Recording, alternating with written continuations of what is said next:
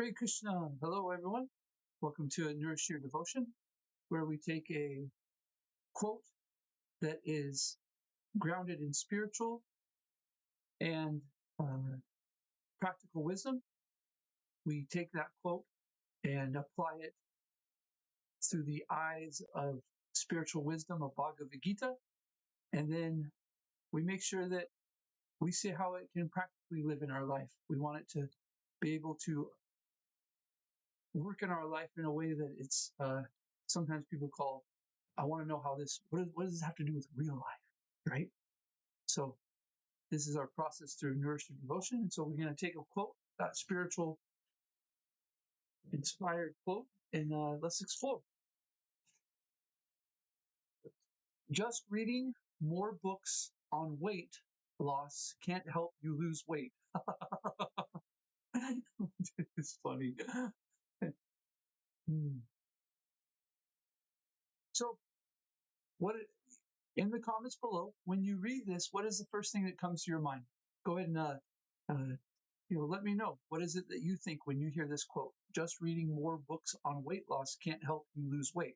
I mean, I think about, the fact that knowledge, which in the Vedas is called jnana, is not complete in itself for education. Education is the knowledge, the application of the knowledge, and then the what you gained from it, the practical experience that you got from applying that knowledge. And that's often called wisdom, right?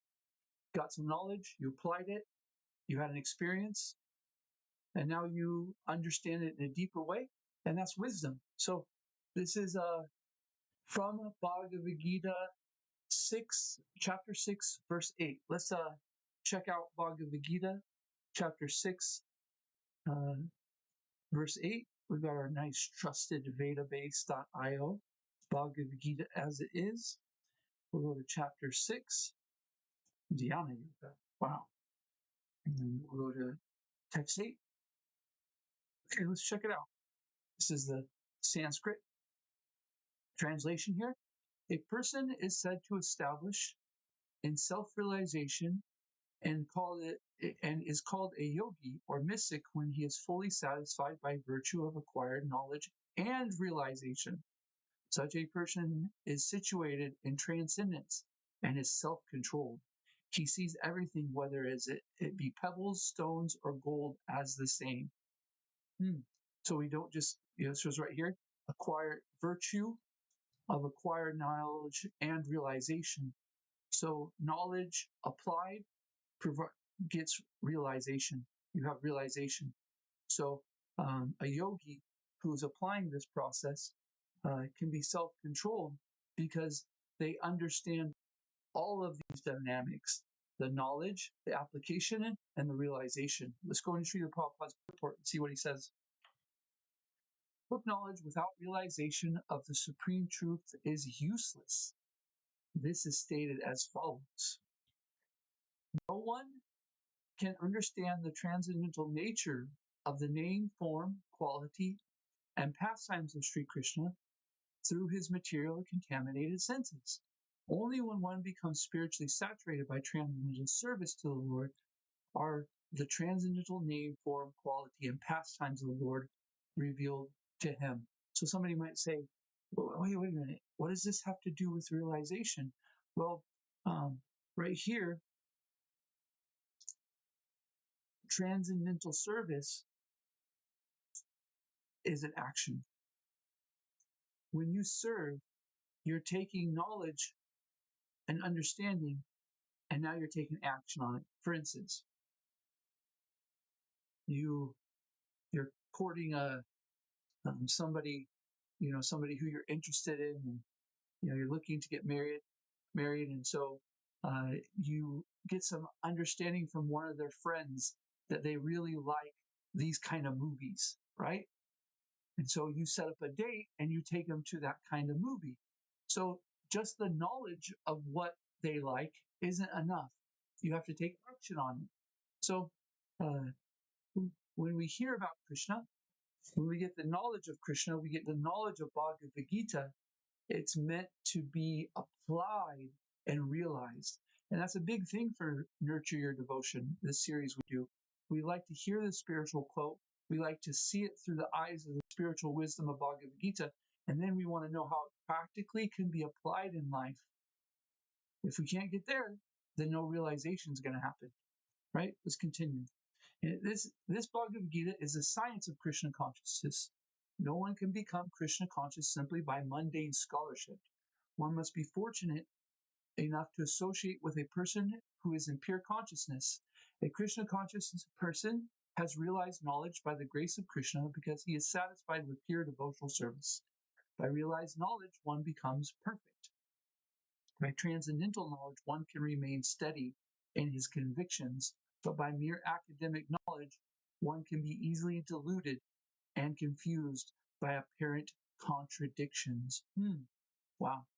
I was thinking about how I like to watch debates, and people get really stuck on the sense of that on almost any side you argue, there can be these contradictions or these things that are misunderstood. Or, as a matter of fact, Bhagavad Gita, in the beginning of it, Arjuna is speaking about uh, how war is not appropriate.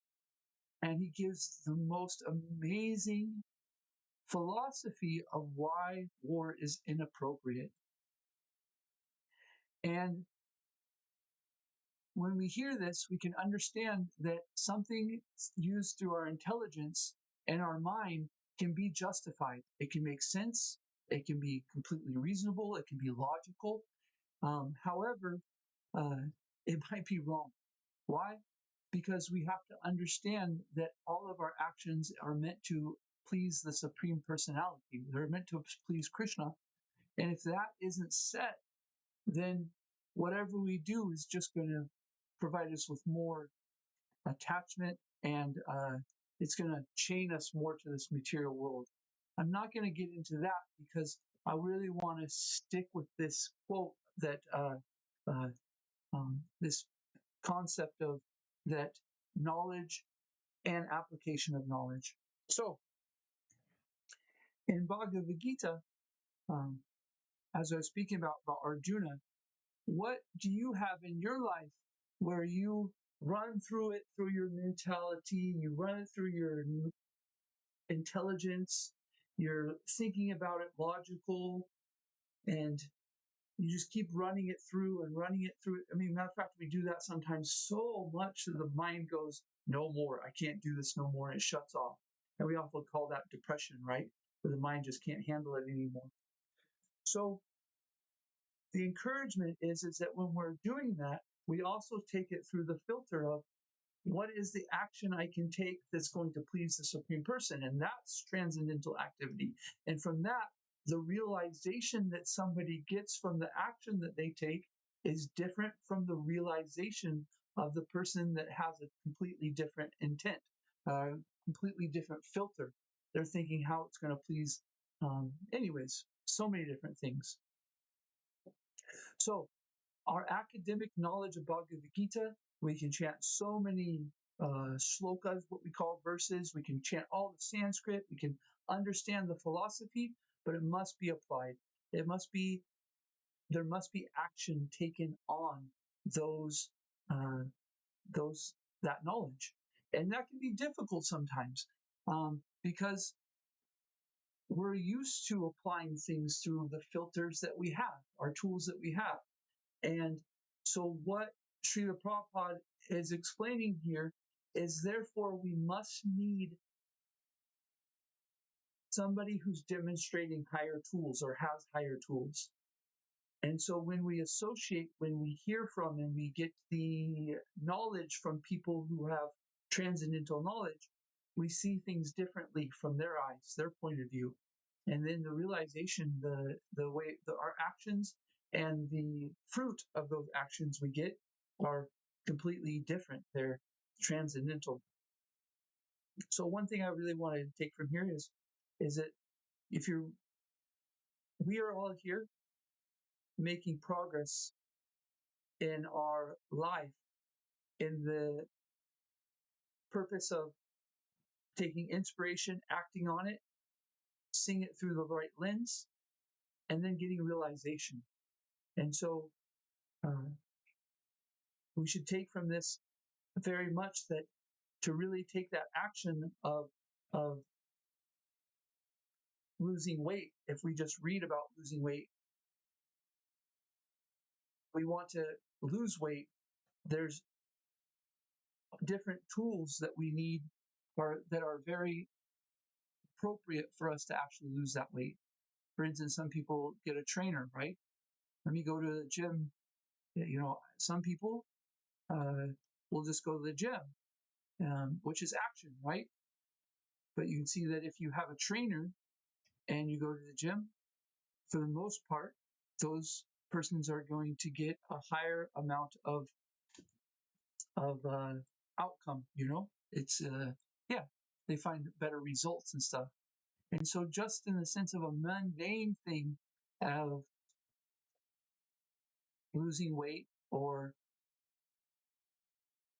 so many different activities, right? If we want to learn how to be the best mathematician, we get somebody who knows higher about math than us, and we learn from them, right? So similarly, we have to have association. We have to have what we call the who. There's 5 layers of association that are important for somebody to make really great advancement. The first one is, of course, the Supreme Personality. That's our first who. Our second one is our spiritual masters, our gurus, our mentors. The next level is the heroes, those people that we look up to that are actually doing the thing that we are inspired about. We take inspiration from them. We might not have the contact we have with them as we do with our spiritual masters, our mentors, but they're the persons we look up to and take inspiration from. And then we must have a team around us that's helping us. We got to have a team of people that have the same similar understandings, similar mindset, similar desires, similar gifts, and they help. We help each other succeed, right? And then the fifth one in the who is yourself. You have so much agency. You have so many things, and you can use that as a resource. So if you want to know how to do anything, then you should look at the who. You should look into the who of your life and to find out how to get the result that you're looking for. Okay? So if you take a moment, like this video, subscribe to Cowherd Village, write a comment about your realization. Here you go. Write something that you would like to make progress in. And then ask yourself, just write it down in the comment. I want to make progress in this. And then for yourself, start asking about the who that's around you to help do that. If you want to make a comment on that, that's great too. Okay, thank you all very much. I hope you have a wonderful Krishna conscious day. Hare Krishna.